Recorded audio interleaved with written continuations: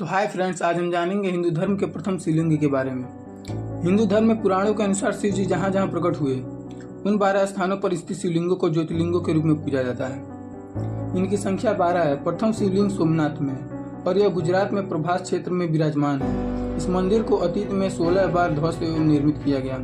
1022 में इसकी समृद्धि को मोहम्मद गजनवी के हमले में सर्वाधिक नुकसान पहुंचा था। सोमनाथ ज्योतिर्लिंग सबसे पुराना ज्योतिर्लिंग है और यूं कहें तो 12 ज्योतिर्लिंगों में सबसे पहला ज्योतिर्लिंग माना जाता है। सबसे विचित्र है किसी पुराणों की कथा के हिसाब से प्राचीन काल में राजा दक्ष ने अश्विनी समेत अपनी 27 कन्याओं की शादी चंद्रमा से की थी। 27 कन्याओं का पति बनकर चंद्रमा बेहद खुश हुए। कुछ दिनों बाद चंद्रमा उनमें से एक रोहिणी पर ज्यादा मोहित हो गए। ये बात जब राजा दक्ष को पता चली तो वो चंद्रमा को समझाने गए। चंद्रमा ने उनकी बातें सुनी, लेकिन कुछ दिनों बाद उनकी रोहिणी पर और भी ज्यादा आसक्ति हो गई। जब राजा दक्ष को यह बात पता चली तो वो गुस्से में चंद्रमा के पास गए और उन्हें साथ दे दिया कि तुम क्षय रोग के मरीज हो जाओगे।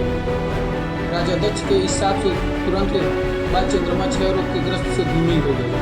उनकी रोशनी जाती रही। ये देखकर ऋषि मुनि और देवता इंद्र के साथ भगवान ब्रह्मा की शाखा में गए। फिर ब्रह्मा जी ने उन्हें एक उपाय बताया। उपाय के हिसाब से चंद्रमा को फिर सोमनाथ के इसी जगह पे आना था, भगवान शिव का तप करना था और उसके बाद वो ब्रह्मा जी के हिसाब से भगवान शिव के प्रकट होने के बाद वो दक्ष के साथ से मुक्त हो सकते थे। जगह पर चंद्रमा आए, भगवान वृषध्वज का महामृत्युंजय मंत्र से पूजन किया। फिर 6 महीने तक शिव की कठोर तपस्या करते रहे। चंद्रमा की तपस्या को देखकर भगवान शिव खुश हुए, उनके सामने आए और वर मांगने को कहा। चंद्रमा ने वर मांगा कि हे भगवान, अगर आप मुझसे खुश हैं तो मुझे इस क्षय रोग से मुक्त कर दीजिए और मेरे अपराधों को क्षमा कर दीजिए। चंद्रमा की तपस्या से भगवान शिव प्रसन्न थे। जिन्होंने चंद्रमा को श्राप दिया था वो भी कोई साधारण हस्ती नहीं थे। खैर, शिव जी एक रास्ता निकालते हैं। चंद्रमा से कहते हैं कि मैं तुम्हारे लिए ये कर सकता हूँ कि एक माह में 2 पक्ष होते हैं, उसमें से एक पक्ष में तुम निखरते जाओगे लेकिन दूसरे पक्ष में तुम क्षीण हो जाओगे। ये पौराणिक राज है चंद्रमा के शुक्ल और कृष्ण पक्ष का, जिसमें से एक पक्ष में वो बढ़ते हैं तथा दूसरे पक्ष में घटते जाते हैं।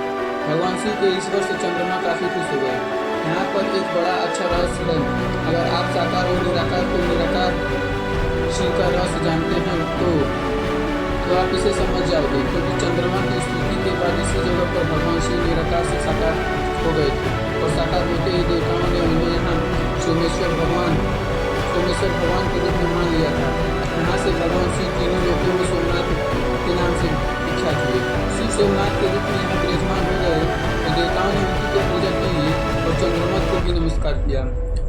समय गुजरा, जब शिव सोमनाथ के रूप में यहाँ निवास करने लगे तो देवताओं ने यहाँ एक कुंड की स्थापना की। उस कुंड का नाम सोमनाथ कुंड रखा गया कि कुंड में भगवान शिव और चंद्रमा साक्षात निवास हैं।